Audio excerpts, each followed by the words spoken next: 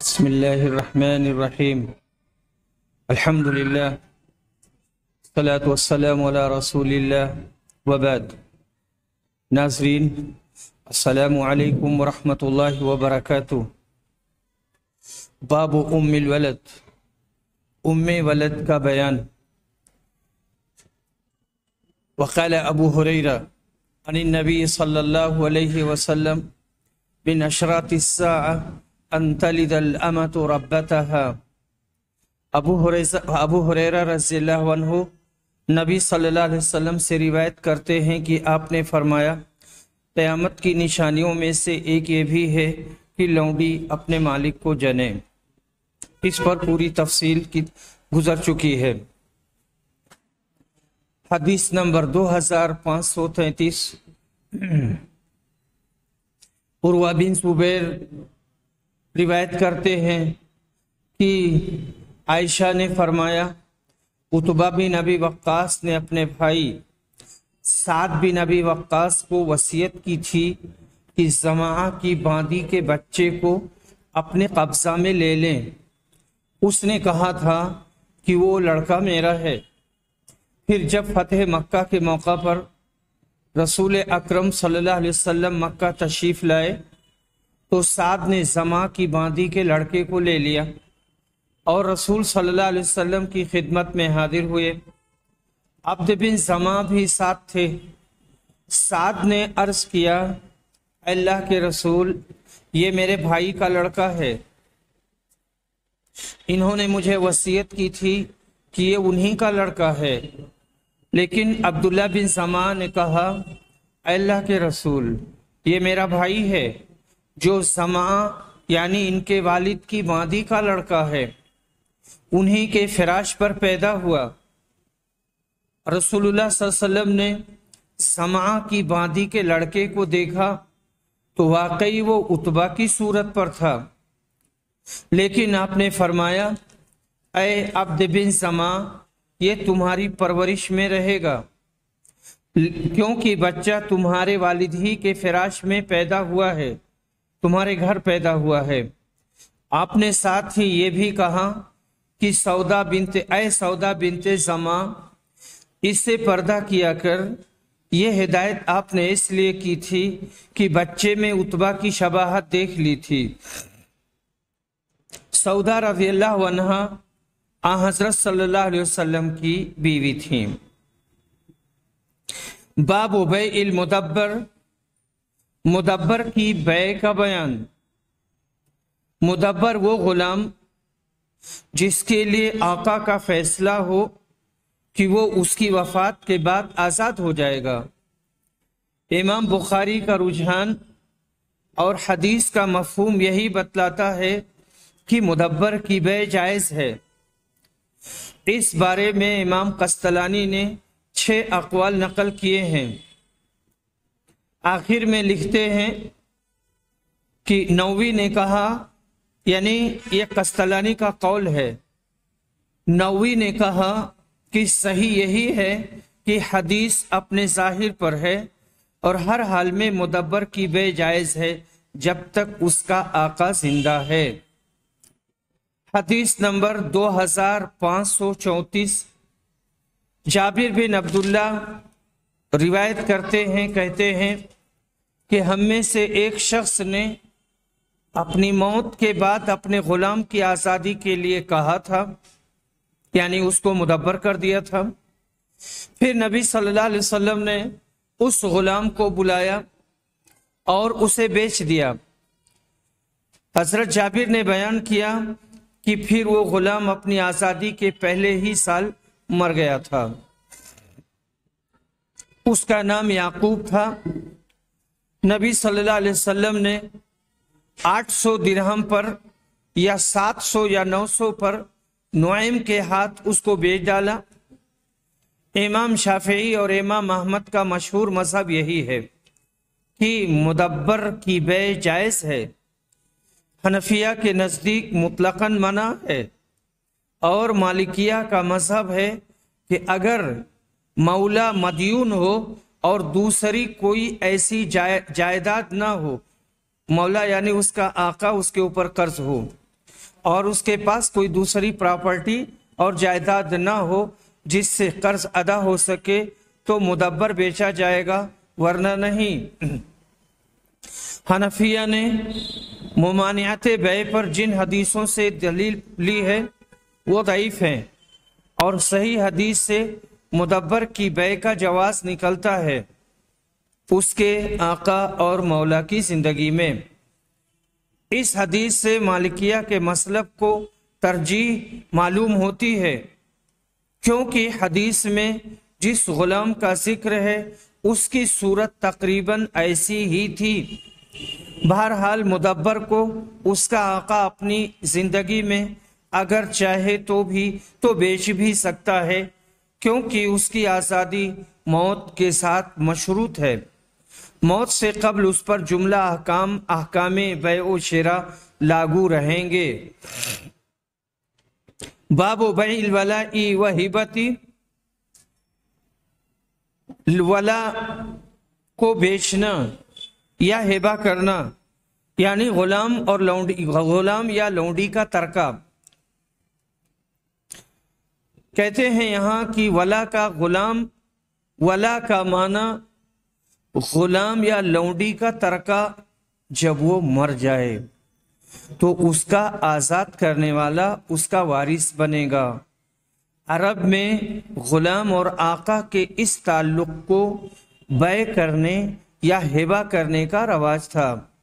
شارع نے اس سے منع کر دیا، اس لیے کہ ولا نسب کی طرح ہے جو کسی طور پر زائل نہیں ہو سکتا۔ اس پر تمام فقہائے عراق اور حجاز کا اتفاق ہے۔ حدیث نمبر 2535 متفق علیہ۔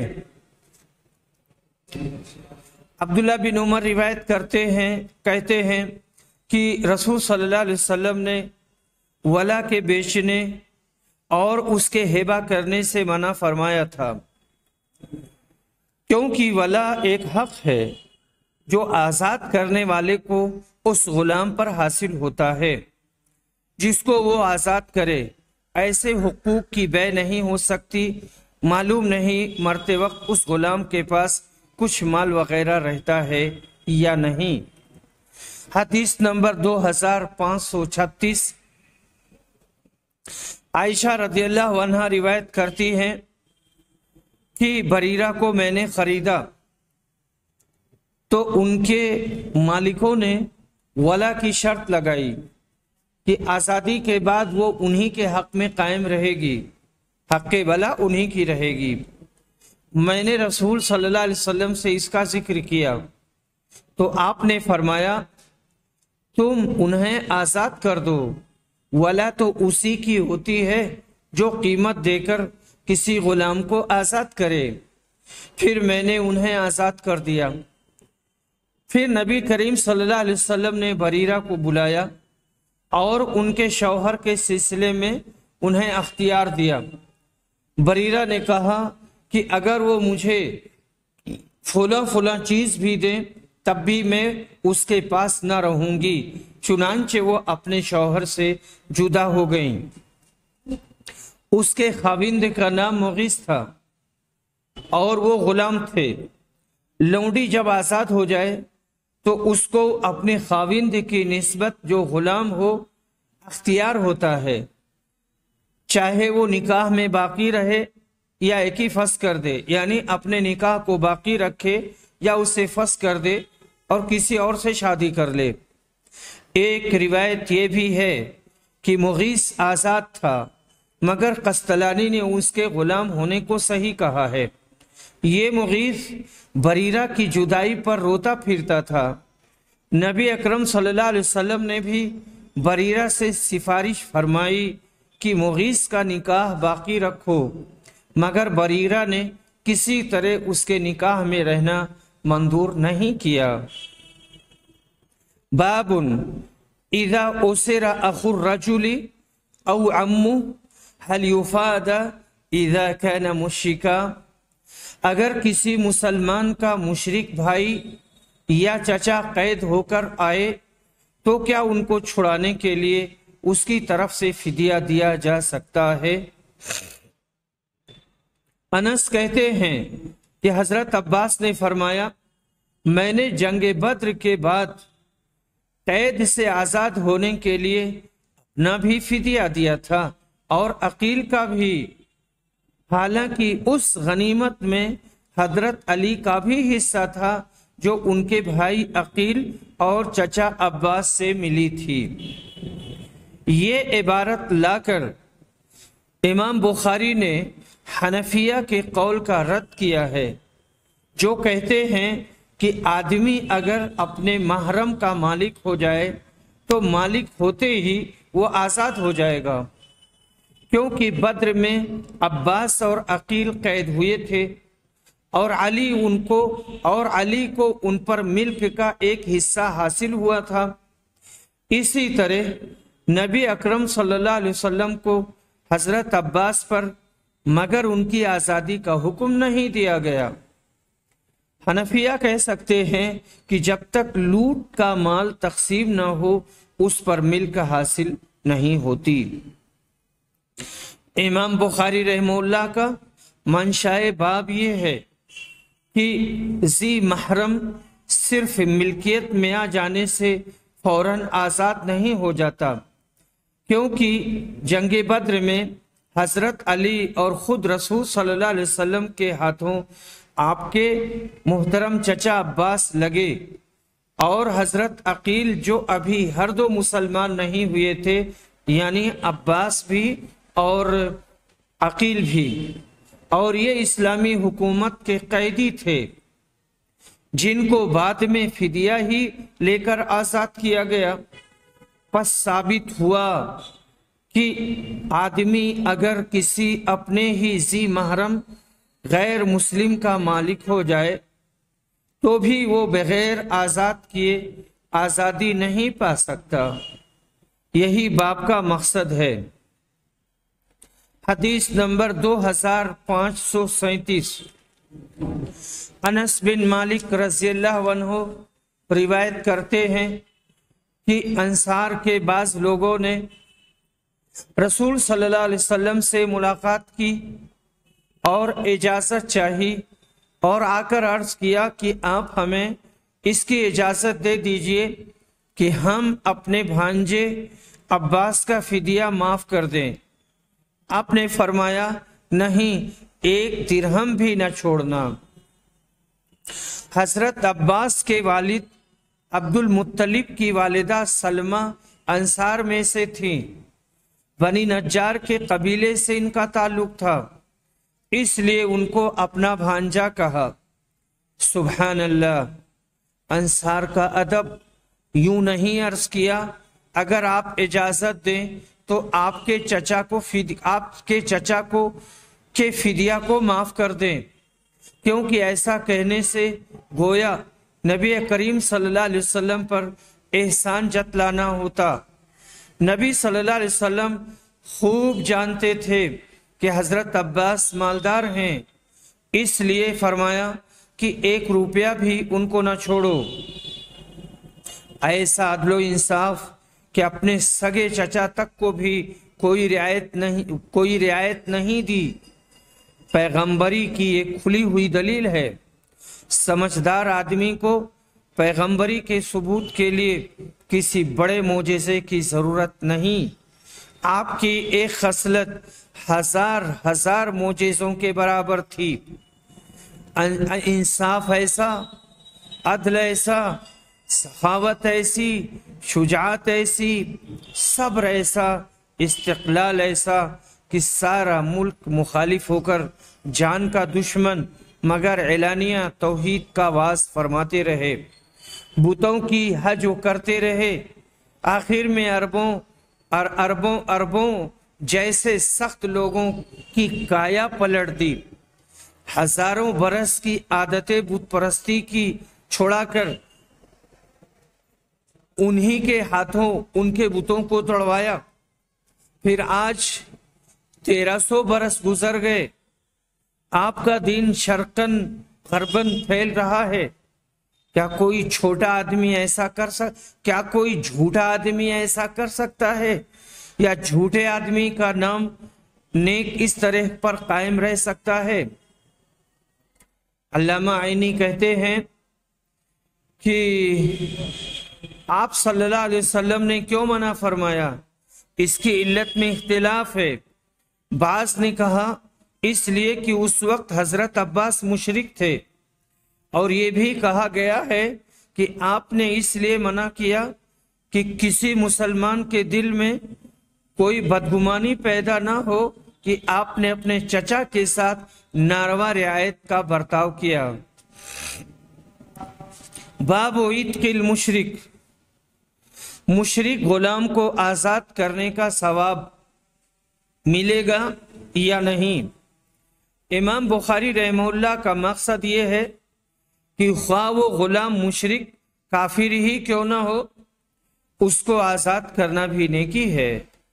معلوم ہوا کہ جو مسائل انسانی مفاد عامہ سے متعلق ہیں، ان میں سے اسلام نے مذہبی تعصب سے بالا ہو کر محض انسانی نقطۂ نظر سے دیکھا ہے۔ یہی اسلام کے دین فطرت ہونے کی دلیل ہے۔ کاش مغرب زدہ لوگ اسلام کا بغور مطالعہ کریں اور حق کو جانیں۔ حدیث نمبر 2538، حکیم بن حزام روایت کرتے ہیں کہ بتاتے ہیں کہ انہوں نے اپنے کفر کے زمانے میں 100 غلام آزاد کیے تھے اور 100 اونٹ لوگوں کو سواری کے لیے دیا تھا۔ پھر جب آپ اسلام لائے تو 100 اونٹ لوگوں کی سواری کے لیے دیے اور 100 غلام آزاد کیے۔ پھر انہوں نے بیان کیا کہ میں نے رسول صلی اللہ علیہ وسلم سے پوچھا، اے اللہ کے رسول، بعض ان نیک اعمال کے متعلق آپ کا فتویٰ کیا ہے جنہیں میں بنیت ثواب کفر کے زمانہ میں کیا کرتا تھا؟ انہوں نے کہا کہ رسول صلی اللہ علیہ وسلم نے اس پر فرمایا، جو نیکیاں تم پہلے کر چکے ہو وہ سب قائم رہیں گی اور وہ سب باقی رہیں گی۔ یہ اللہ کی عنایت ہے اپنے مسلمان بندوں پر۔ حالانکہ کافر کی کوئی نیکی مقبول نہیں اور آخرت میں ان کو ثواب نہیں ملے گا، مگر جو کافر مسلمان ہو جائے اس کے کفر کے زمانے کی نیکیاں بھی قائم رہیں گی۔ اب جن علماء نے اس حدیث کے خلاف رائے قائم کی ہے، ان سے یہ کہنا چاہیے کہ آخرت کا حال پیغمبر صاحب تم سے زیادہ جانتے تھے۔ جب اللہ ایک فضل کرتا ہے تو تم کیوں اس کے فضل کو روکتے ہو؟ ام یحسدون الناس علی ما آتاہم اللہ من فضلہ۔ حضرت حکیم بن حزام وہ جلیل القدر بزرگ سخی تر صحابی ہیں جنہوں نے اسلام سے پہلے 100 غلام آزاد کیے اور 100 اونٹ لوگوں کی سواری کے لیے دیے تھے۔ پھر اللہ نے ان کو دولت اسلام سے نوازا تو ان کو خیال آیا کہ کیوں نہ اسلام میں بھی ایسے ہی نیک کام کیے جائیں۔ چنانچہ مسلمان ہونے کے بعد پھر 100 اونٹ لوگوں کی سواری کے لیے دیے اور 100 غلام آزاد کیے۔ کہتے ہیں کہ یہ 100 اونٹ ہر 2 زمانوں میں انہوں نے حاجیوں کی سواری کے لیے پیش کیے تھے، پھر ان کو مکہ شریف میں قربان کیا۔ نبی صلی اللہ علیہ وسلم نے ان کو بشارت دی کہ اسلام لانے کے بعد ان کی عہد کفر کی بھی جملہ نیکیاں ثابت رہیں گی اور اللہ پاک سب کا ثواب عظیم ان کو عطا کرے گا۔ اس سے مقصد باب ثابت ہوا کہ مشرک کافر بھی اگر کوئی غلام آزاد کرے تو اس کا یہ نیک عمل صحیح قرار دیا جائے گا۔ غیر مسلم جو نیکیاں کرتے ہیں ان کو دنیا میں ان کی جزا مل جاتی ہے۔ وَمَا لَهُ فِي الْآخِرَةِ مِن نَصِیب، لیکن آخرت میں ان کے لیے کوئی حصہ نہیں ہے۔ باب من ملک من العرب رقیقا فوہب وباء وجامع وفد وسب الذریہ۔ اگر عربوں پر جہاد ہو اور کوئی ان کو غلام بنائے، پھر ہیبہ کرے، یا عربی لونڈی سے جمع کرے، یا فدیہ لے، یا بچوں کو قید کرے، یہ سب باتیں درست ہیں۔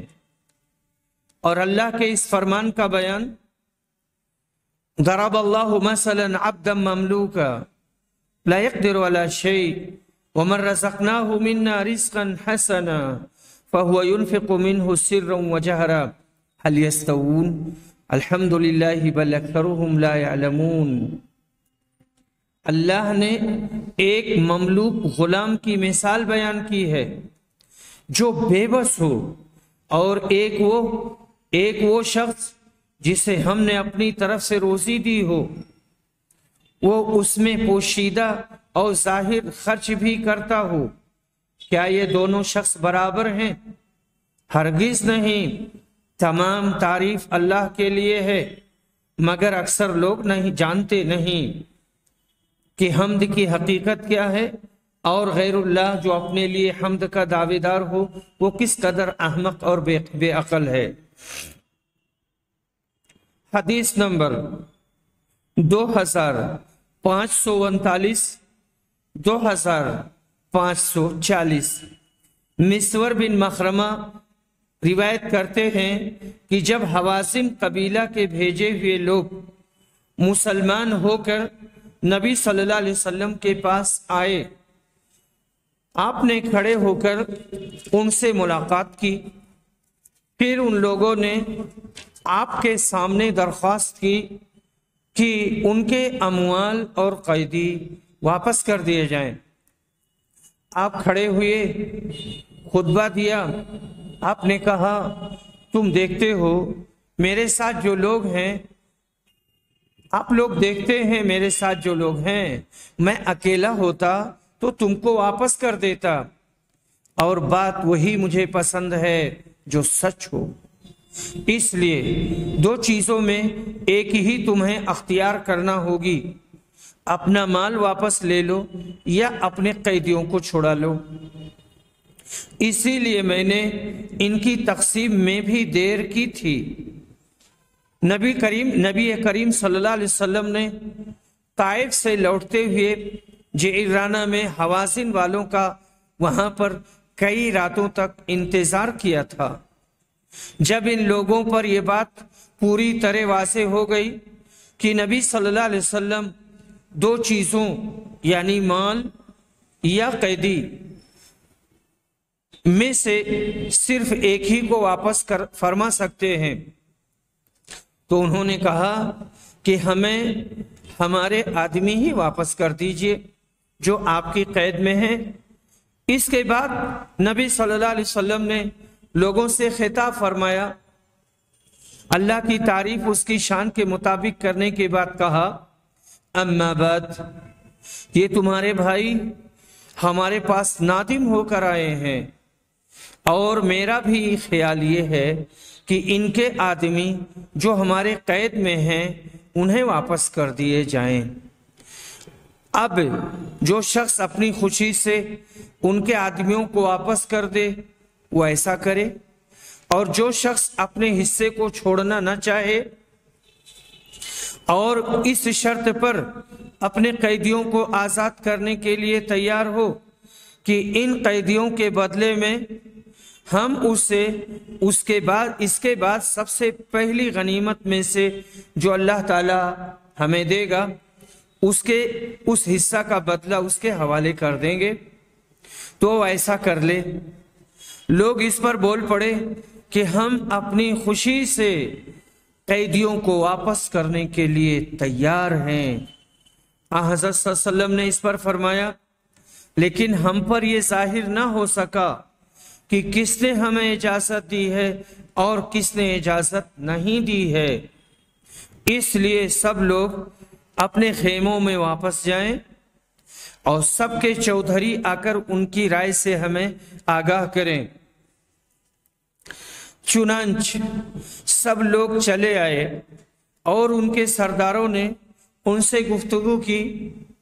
پھر نبی اکرم کی خدمت میں حاضر ہو کر آپ کو خبر دی کہ سب نے اپنی خوشی سے اجازت دے دی ہے۔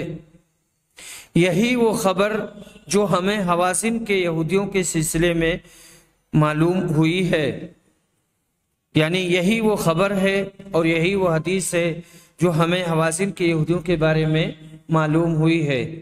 زہری نے کہا اور انس نے بیان کیا کہ عباس نے نبی اکرم سے جب بحرین سے مال آیا کہ بدر کے موقع پر میں نے اپنا بھی فدیہ دیا تھا اور عقیل کا بھی ہم نے دیا تھا۔ یہ طویل حدیث امام بخاری کئی جگہ لائے ہیں اور اس سے آپ نے بہت سے مسائل کا استخراج کیا ہے۔ امام بخاری نے باب منعقدہ کے ذیل آیت قرآنی کو نقل فرمایا، جس سے آپ نے باب کا مطلب یوں ثابت کیا کہ آیت میں یہ قید نہیں ہے کہ وہ غلام عرب کا نہ ہو عجمی ہو، بلکہ عربی اور عجمی دونوں کو شامل ہے۔ حدیث میں قبیلے حوازن کے قیدیوں کا ذکر ہے جو جنگ حوازن میں کامیابی کے بعد مسلمانوں کے ہاتھ لگے تھے۔ اس سے بھی مقصد باب ثابت ہوا کہ لونڈی غلام بوقت مناسب عربوں کو بھی بنایا جا سکتا ہے۔ جب آپ اس جنگ سے فارغ ہو کر واپس ہوئے تو آپ نے اندازہ فرما لیا تھا کہ قبیلے حوازن والے جلد ہی اسلام قبول کر کے اپنے قیدیوں کا مطالبہ کرنے آئیں گے۔ چنانچہ یہی ہوا۔ ابھی آپ واپس ہی ہوئے تھے کہ وفد حوازن اپنے ایسے ہی مطالبات لے کر حاضر ہو گیا۔ آپ نے ان کے مطالبات میں سے صرف قیدیوں کی واپسی کا مطالبہ منظور فرمایا، مگر اس شرط کے ساتھ کہ دیگر جملہ مسلمان بھی اس پر تیار ہو جائیں۔ چنانچہ جملہ اہل اسلام ان غلاموں کو واپس کرنے پر تیار ہو گئے، مگر یہ لوگ شمار میں بہت تھے، اس لیے ان میں سے ہر ایک کی رضامندی فردن فردن معلوم کرنا ضروری تھی۔ آپ نے یہ حکم دیا کہ تم جاؤ اور اپنے اپنے ناظموں سے جو کچھ تم کو منظور ہو وہ بیان کرو، یعنی جو ان کے سردار ہیں انہیں کو ناظم کہا گیا ہے، ہم ان سے پوچھ لیں گے۔ چنانچہ یہی ہوا اور نبی اکرم صلی اللہ علیہ وسلم نے ان کے جملہ مردوں اور عورتوں کو واپس کرا دیا۔ بحرین کے مال کی آمد پر نبی اکرم نے تقسیم کے لیے اعلان کر دیا تھا۔ اس وقت حضرت عباس نے اس مال کی درخواست کے ساتھ کہا تھا کہ میں اس کا بہت زیادہ مستحق ہوں، کیونکہ بدر کے موقع پر میں نہ صرف اپنا بلکہ حضرت عقیل کا بھی زر فدیہ ادا کر کے خالی ہاتھ ہو چکا ہوں۔ اس پر آپ نے ان کو اجازت دی تھی کہ وہ جس قدر روپیہ خود اٹھا سکیں لے جائیں۔ اسی طرح اشارہ ہے، اسی طرف اشارہ ہے اور عربوں کو بھی بحالت مقررہ غلام بنایا جا سکتا ہے کہ جنگ بدر میں حضرت عباس اور حضرت عقیل جیسے اشراف قریش کو بھی دور غلامی سے گزرنا پڑا۔ حدیث نمبر 2541۔ ابن عون بیان کہتے ہیں کہ میں نے نافع کو لکھا تو انہوں نے مجھے جواب دیا کہ نبی صلی اللہ علیہ وسلم نے بنو المستلق پر جب حملہ کیا تو وہ بالکل غافل تھے، وہ بالکل غافل تھے، غارون غافلون غافل تھے، اور ان کے مویشی پانی پی رہے تھے۔